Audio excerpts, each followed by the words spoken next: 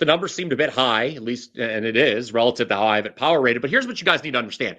Cal closed the regular season by playing a 4-overtime game against Notre Dame. Then yesterday, in the opening round of the ACC tournament, they had to go to double overtime to eliminate Virginia Tech. So that's 30 extra minutes of basketball in the last 4 days for this Cal team, while Stanford did not have to play yesterday as they received a bye into the second round. You look back at the regular season, Stanford won both meetings by 5 and by 8. Now, the Cardinals did not end the regular season particularly well. As a matter of fact, they scored just 102 total points in road losses to Notre Dame and Louisville, just 2-9 against the spread their last 11 overall. However, Prez, I will point out, I was on Stanford the last time they won, 73-68 win over SMU. I get they have not won by margin very often as of late, just one win by more than 5 points in those last 11 games.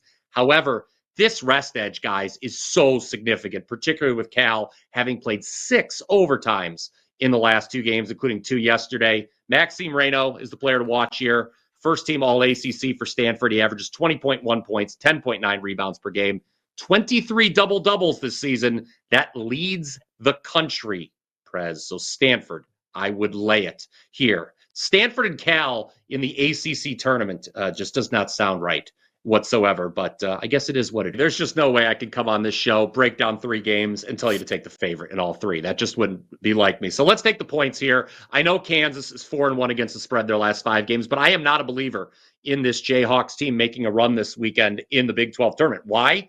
Well, because it would require them winning 4 games in 4 days.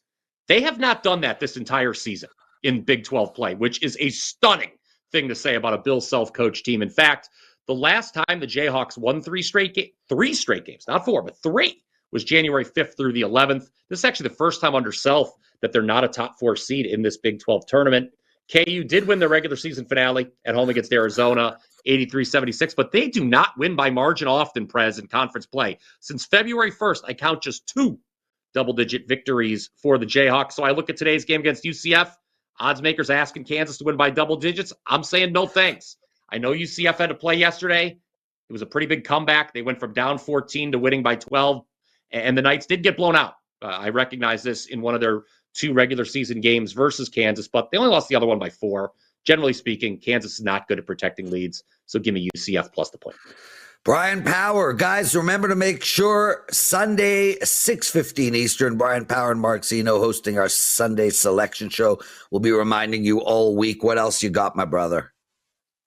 So speaking of Zeno and I, we are number 1 and number 2 overall at the site the last 30 days and in college basketball. Prez, if you can believe it, Zeno and I were 78-33 combined in college hoops the last 30 days. And right now, the deal has been extended. Originally, it was only going to go through Tuesday, but we've extended it through Selection Sunday. You can get all of our plays the rest of the season, just $198. Pretty good deal, given how hot the both of us have been. I personally, 33-13, my last 46 in college hoops. Big win with Maine last night, Prez. I was a little embarrassed in the morning. I was so excited to bet Maine. I took them plus 3.5. They got as high as plus 5.5. Well, we didn't need the points at all. They won the game outright by double digits. 37-14-2 all sports run for yours truly, guys. WT.buzz/BP. I've got a Champions League play, that's soccer, of course, and a college basketball play available for sale right now.